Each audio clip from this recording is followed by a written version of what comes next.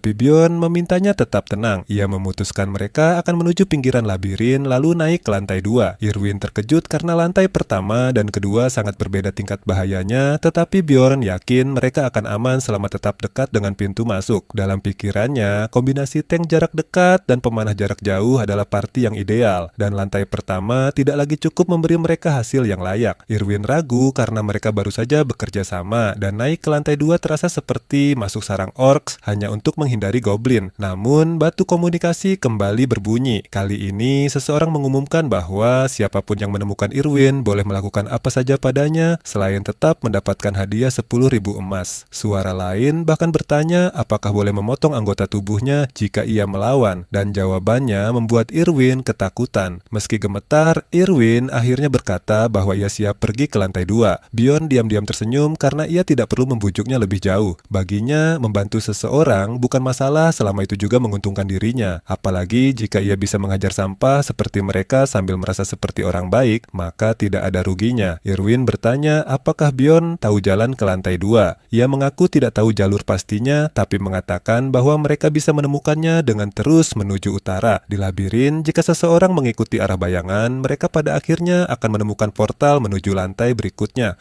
Di tengah perjalanan, Irwin tiba-tiba menyuruh Bjorn berhenti karena ada jebakan goblin di depan. Bjorn heran karena sudah lama mereka tidak bertemu jebakan, tapi segera menyadari bahwa jebakan biasanya jarang muncul di area terang. Irwin menawarkan untuk menanganinya dan Bjorn mengingatkannya agar tidak memakai roh api supaya tenaganya tetap terjaga. Tak lama kemudian, beberapa goblin melompat dari bayangan. Irwin langsung mundur, menembak salah satunya tepat di kepala, lalu menghindari serangan goblin kedua dan menghabisinya dengan ekspresi datar. Setelah itu, ia menatap Bjorn dengan bangga, seolah menunggu pujian. Bjorn mengakui bahwa Irwin memang elf sejati yang bisa diandalkan. Irwin menyerahkan beberapa kristal sihir hasil buruan dan meminta 1 dari 10 bagian, karena ia ingin menabung untuk membeli sesuatu bagi adiknya. Bjorn tidak sepenuhnya memahami maksudnya, tapi Irwin berkata ia siap bekerja keras. Bjorn curiga gadis itu sedang menyindirnya karena sebelumnya ia sempat menipunya dalam pembagian hasil. Tidak lama kemudian, siaran batu komunikasi mengumumkan bahwa hadiah Irwin naik menjadi 20.000 emas, hidup atau mati. Irwin kembali terpukul, tetapi Bjorn meyakinkannya bahwa para pengejar itu tidak akan mudah menemukan mereka dalam gelap, apalagi mereka tampaknya tidak bekerja sama dengan baik. Saat Irwin bertanya apakah ia harus menghadapi mereka sendirian, Bjorn menegaskan bahwa mereka akan melawan bersama. Sambil bergerak, Bjorn memikirkan sistem pengalaman di dunia itu. Untuk naik level, seseorang harus membunuh berbagai jenis monster karena pengalaman hanya diberikan saat pertama kali membunuh spesies tertentu. Maka mereka terus berburu monster yang berbeda. Bjorn memimpin dari depan sementara Irwin menjaga belakang. Saat mereka memasuki wilayah ghoul, para monster langsung menyerang seperti yang ia perkirakan. Dibanding goblin, ghoul lebih cepat dan kuat, tapi pola serangannya sederhana. Dengan Irwin mendukungnya, mereka bisa menghabisi para ghoul tanpa banyak masalah. Mereka terus bergerak ke utara hingga memasuki hari ketiga. Di tengah jalan, Irwin melihat darah di tanah dan sepotong roti yang setengah dimakan. Ia berkata itu bukan darah goblin. Bjorn langsung mengenali tempat itu. Itulah lokasi pertama kali ia muncul setelah dilempar ke dalam labirin, dan tepat di belakangnya ada portal. Menyadari bahwa portal ternyata begitu dekat dari tempat awalnya, Bjorn marah besar dan menghantamkan palunya ke tanah. Irwin mengira ia mungkin telah kehilangan teman di tempat itu dan mencoba menghiburnya. Padahal alasan sebenarnya jauh berbeda. Namun Bjorn membiarkan Irwin salah paham dan bertanya apakah ia siap melanjutkan. Irwin mengaku takut tapi merasa aman bersamanya. Mereka pun melangkah masuk ke portal. Di sisi lain portal, mereka jatuh dari langit. Irwin mendarat dengan lincah sementara Bjorn menghantam tanah dengan keras. Ia sempat penasaran seperti apa rasanya melewati portal, tapi setelah mencobanya ia merasa pengalaman itu tidak seindah bayangannya. Irwin tampak bangga karena berhasil mendarat mulus untuk pertama kalinya, membuat Bjorn sedikit iri karena tubuh barbarian tidak punya keluasan seperti itu. Mereka lalu memeriksa area sekitar. Bjorn menduga mereka berada di bagian utara hutan goblin di lantai 2. Portal menuju lantai pertama masih terbuka di belakang mereka. Di sekitar radius 50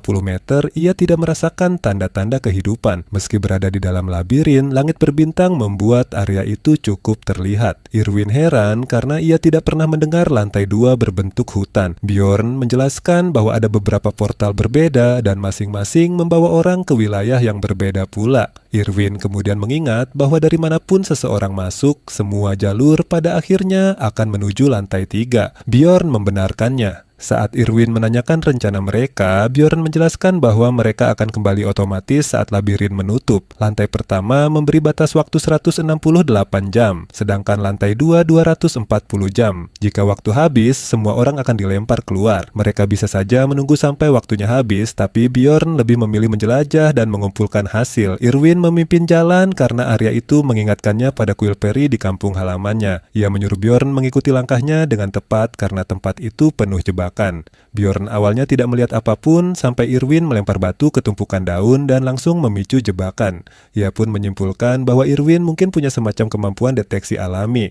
Irwin tampak senang setelah membuktikan kemampuannya. Bjorn sebenarnya mulai menganggapnya bisa diandalkan, tapi alih-alih memuji dengan benar, ia hanya bergumam seperti orang gua bahwa wanita itu pandai melempar batu. Irwin sempat terkejut, tapi ketika Bjorn menyebutnya sebagai explorer yang cukup baik, wajahnya langsung berbinar.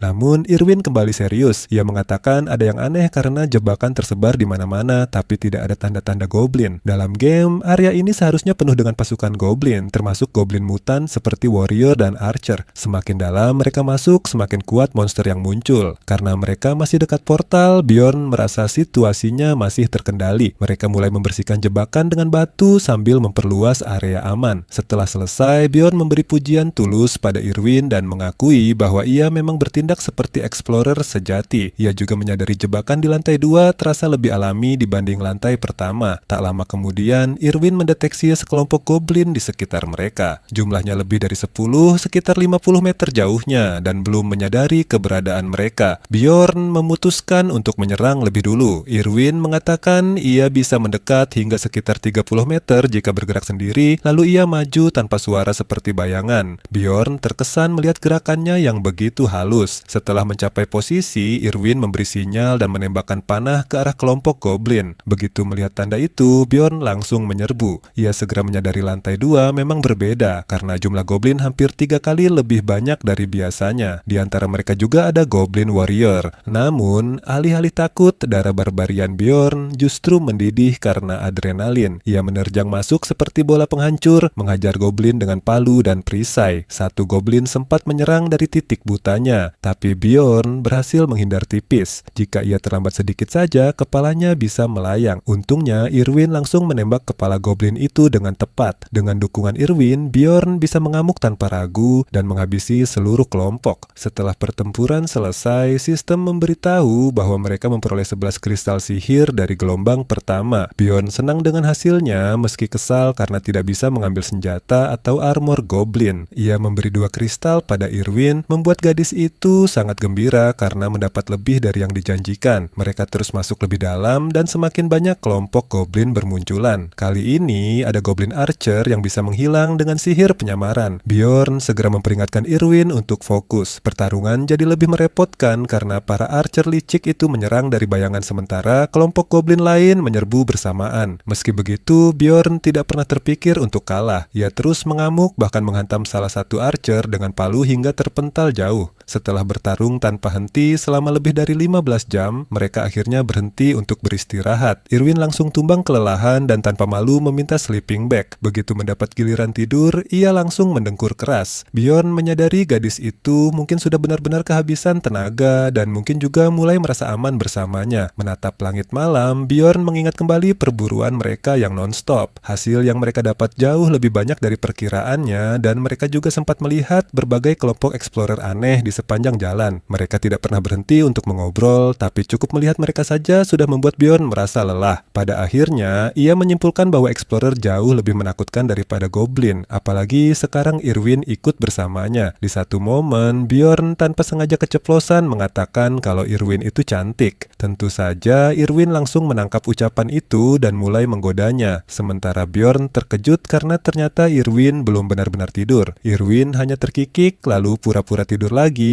membuat Bjorn bertanya-tanya apakah dia benar-benar berakhir bersama elf yang rusak atau semacamnya. Memasuki hari keempat, mereka masih sibuk memburu goblin seperti itu adalah pekerjaan sampingan mereka. Hari demi hari berlalu dan mereka terus mengumpulkan batu sihir sampai akhirnya hari ketujuh tiba. Kini saatnya mereka kembali ke lantai pertama. Irwin mengeluh bahwa ia pasti akan langsung tumbang begitu keluar dari dungeon. Bjorn setuju dan mengatakan mereka harus segera kembali karena lebih cepat selalu lebih aman.